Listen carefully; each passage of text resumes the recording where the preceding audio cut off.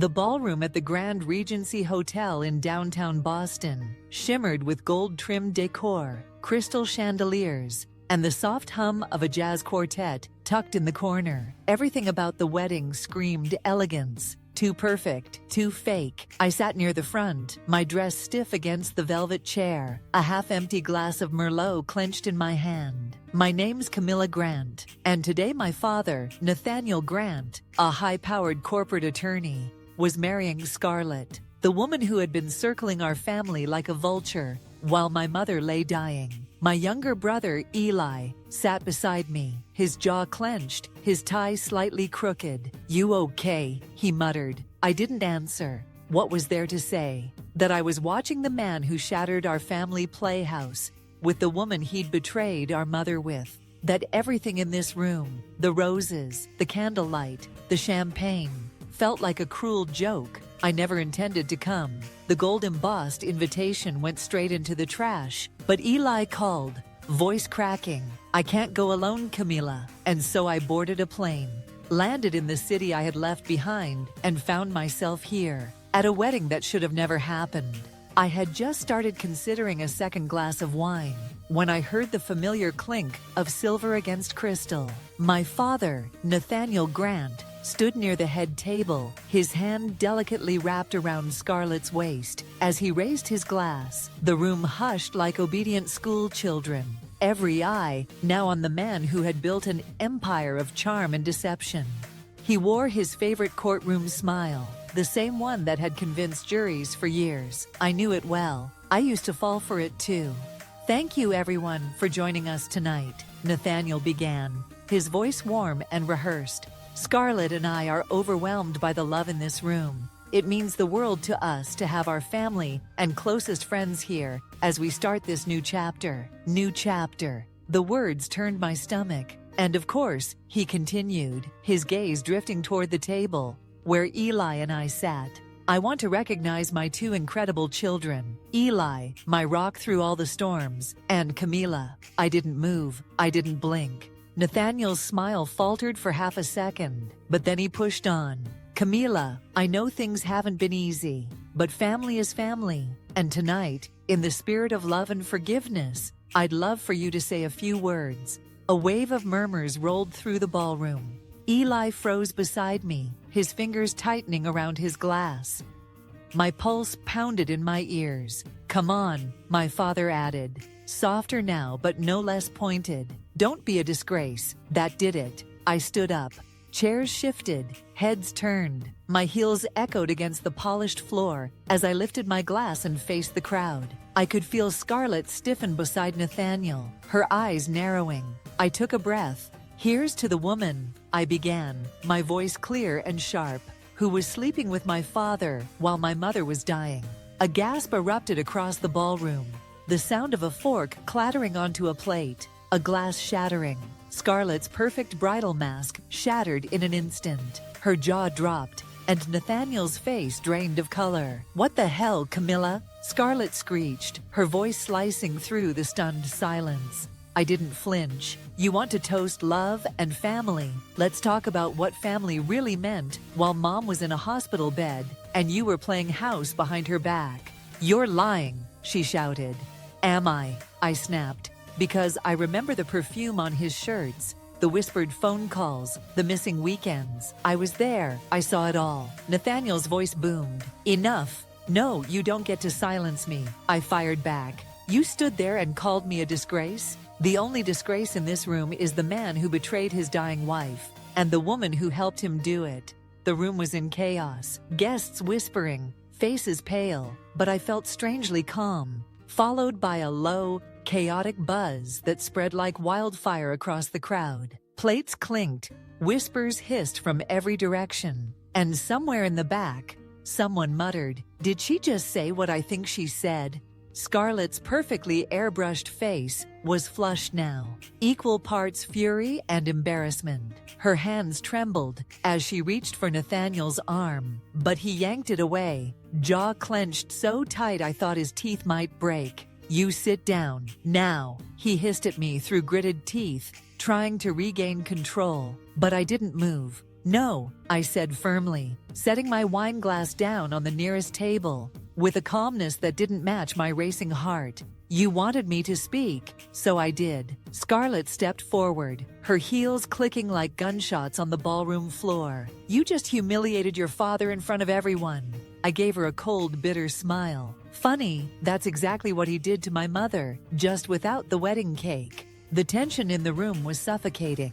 I could feel Eli's hand hovering near my back, unsure whether to pull me away or let me finish. Scarlett's voice turned shrill. You think you're some kind of hero for ruining our wedding? Your father gave you everything, Camila. Everything? I laughed, a hollow, humorless sound. He gave me silence while Mom cried herself to sleep. He gave me lies wrapped in Rolex watches and fake apologies. He gave me you. Nathaniel stepped between us then, his face a storm cloud. Enough, Camila. You've made your point. No, you made your point when you stood up there and pretended like none of it happened. I snapped. You had the nerve to stand next to the woman you cheated with and ask for my blessing. The guests were no longer just whispering. They were outright murmuring, leaning across tables, pulling out their phones. I knew what was happening. This was going viral, right here, right now. Then, the most unexpected thing happened. The priest, Father Jennings, a man who had probably officiated hundreds of ceremonies in his quiet, calm way, stood from his place at the altar, walked toward us, and let out a long, tired "Stibier." You know what? He muttered, adjusting his collar. I don't get paid enough for this mess. He took off his stole, dropped it on the front table, and walked straight out of the ballroom. Gone. Scarlett gasped. Someone near the cake table stifled a laugh. I heard a champagne cork pop accidentally and roll across the floor. For a moment, nobody moved. Then I did. I turned, walked off the dance floor without looking back, and pushed open the heavy double doors leading out into the marble corridor. The echoes of gasps and outrage followed me. But I didn't care. I needed air. I needed space. I had just detonated my father's perfect little fairy tale, and it felt like the first honest breath I'd taken in years. The cold Boston air hit me like a slap the moment I stepped onto the terrace. The noise from the ballroom faded behind the heavy doors, replaced by the stillness of the city night. My hands were shaking, but not from regret, from release. For the first time in years, I had said the thing I'd buried deep, the thing no one else dared to say aloud. The truth. I leaned against the stone railing, breath fogging the air in front of me, trying to process what I had just done. My heart pounded in my chest, and my mind raced with fragments of old memories. My mother's frail smile, her hand reaching out from a hospital bed, the nights I heard her crying quietly behind a closed door. I had carried all of it for too long. Then I heard footsteps. Camilla. It was Eli, his voice soft, careful. He stepped beside me, his expression a mix of shock and something else. Pride. You okay? He asked. I let out a shaky laugh, not real, but maybe getting there. He nodded slowly. You were brutal in there. I know, but honest. I turned to look at him. Do you think I went too far? He considered it for a moment. Maybe, but I think it's what needed to be said. Someone had to call him out, and no one else was going to. I swallowed hard, the lump in my throat tightening. She didn't deserve that ending, Eli. Mom. She died still believing he loved her. He didn't say anything at first, just stared out at the city lights with me. She'd be proud of you, he finally said, scandal or not. I exhaled slowly, the weight in my chest easing for the first time in years. Maybe this wasn't the end of something. Maybe it was the beginning. For years, I'd been defined by the silence, the secrets, the broken pieces of our family. But tonight, I had shattered the illusion. And in its place, I felt something unexpected, strength. Eli and I lingered outside the hotel, neither of us ready to go back in. The doorman gave us a wary glance, but didn't say a word. Maybe he'd seen enough family meltdowns for one night. Eli rubbed his hands together for warmth. So, what now? I gave a half-hearted shrug. Honestly, I have no idea. He smirked. Want to go get a drink somewhere that doesn't reek of fake smiles and betrayal? That pulled a real laugh out of me. Yes, 100 times yes. We flagged a cab and ended up at a small speakeasy tucked between two brownstones in Beacon Hill. It was the kind of place Mom would have loved. Quiet, cozy, candles flickering in old whiskey bottles. We slipped into a booth, ordered something strong, and sat in silence for a bit, letting it all settle. "This feels weird," Eli finally said, stirring his old-fashioned. "Like freedom." I nodded slowly. "It does, like we finally broke out of a story that wasn't ours." He looked at me, serious now. "I think we should go see her." I didn't have to ask who he meant. "Yeah," I said, "we owe her that." The next afternoon we brought lilies, her favorite, and drove to the cemetery. The sky was pale and overcast, a gentle breeze brioching the trees. We stood in front of her grave in silence, the weight of the past few years settling gently at our feet. "Hey, Mom," I murmured, kneeling to clear the leaves from her name. "You won't believe what we did." Eli chuckled softly. "She would have loved it. The drama, the scandal, you calling Dad out in front of 200 people. That's peak Margaret energy." I smiled through the tears that threatened to spill. "I hope she knows. I hope she knows we stood up for her." Eli wrapped an arm around my shoulders, pulling me close. "She knows." For the first time, I didn't feel like a daughter abandoned by her father. I felt like a woman who had chosen truth over comfort, justice over silence. And in that quiet, wind-swept cemetery, I felt peace. The days that followed felt strangely quiet, like the eye of a storm after the winds had blown everything apart. I expected guilt, maybe even regret, but instead I felt still, solid, like I'd stopped floating in someone else's version of our family story and finally planted both feet on the ground. The internet, of course, had other ideas. Videos of my wedding toast went viral. One clip had over 2 million views in 2 days. Headlines blared, "Bride's stepdaughter exposes affair during wedding toast," and "Boston lawyer's wedding goes off the rails." Eli and I laughed over coffee while scrolling through comments. Some were harsh, most were cheering us on, but I didn't care either way. I hadn't done it for attention. I had done it for Mom, for us. Nathaniel tried calling. Once, left a vague, half-hearted voicemail. "I think we should talk. You're still my daughter." I deleted it without a second thought. That part of me, the girl who once craved his approval, was gone. Instead, I focused on rebuilding. I started journaling again, cooking, taking long walks along the harbor in the morning with Eli's dog, Cooper. Small things, but they made me feel alive. One afternoon, as I sat at a cafe sipping coffee and flipping through job listings, I realized I had options. For the first time in years, I wasn't tied to Boston or to Nathaniel's expectations. I could leave, start over somewhere that didn't carry ghosts in every street corner. When I told Eli, he nodded. "I get it. You've earned it." "Would you be okay?" He smiled.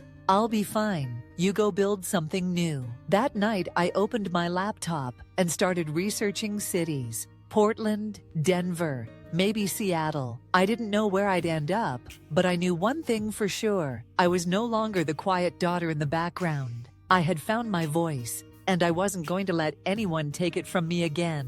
2 months later, I stood in my new apartment, sunlight pouring through the windows, onto a floor still cluttered with moving boxes. It wasn't much, just a small walk-up in a quiet part of Portland. But it was mine. The walls were bare, the fridge half empty, and the Wi-Fi barely functional. And yet, I hadn't felt this light in years. I walked onto the tiny balcony with a mug of coffee, breathing in the crisp Pacific Northwest air. Below, the neighborhood buzzed with life. Dog walkers, food trucks, the sound of someone playing guitar on a nearby stoop. This place didn't know my past. No one here saw me as Nathaniel Grant's daughter. No one whispered about wedding scandals or viral videos. I wasn't tied to anyone's expectations. I was just Camilla, figuring it out day by day. Eli and I still talked almost every night.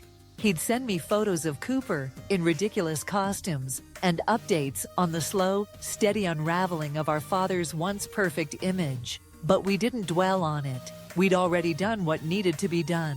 The closure didn't come from Nathaniel. It never would. It came from us, choosing to walk away. One afternoon, while unpacking, I found an old photo of Mom, laughing in the kitchen, flour on her nose, hair pulled back in a messy bun. I framed it and placed it on the mantel. "I did it, Mom," I whispered.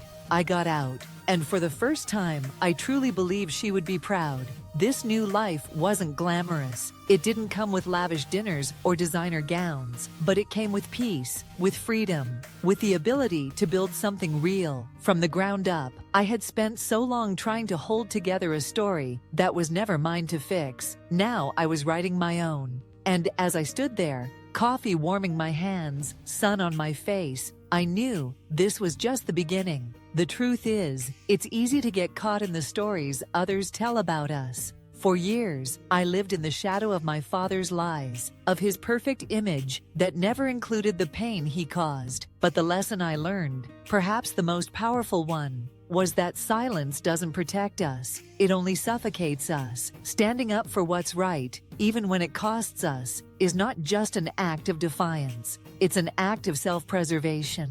The moment I stopped hiding the truth, I started to reclaim my power. I stopped being the quiet daughter who smiled through the pain. Instead, I became someone who demanded honesty, even when it was ugly. And it was ugly. But in that ugliness, there was freedom. I had spent years fearing the consequences of speaking out, wondering if I would lose everything.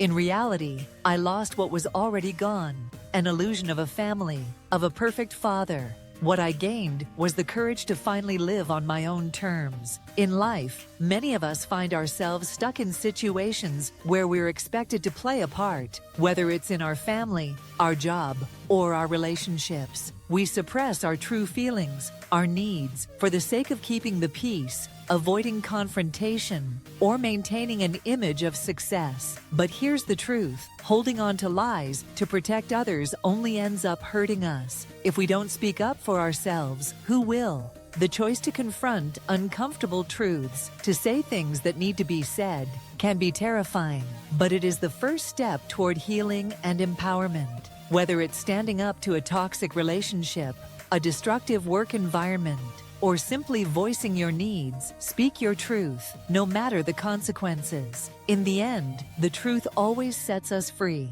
even when it feels like it's shattering everything around us. If you enjoy deep, emotional, and meaningful stories like this, don't forget to like, subscribe, and turn on notifications so you never miss a new update.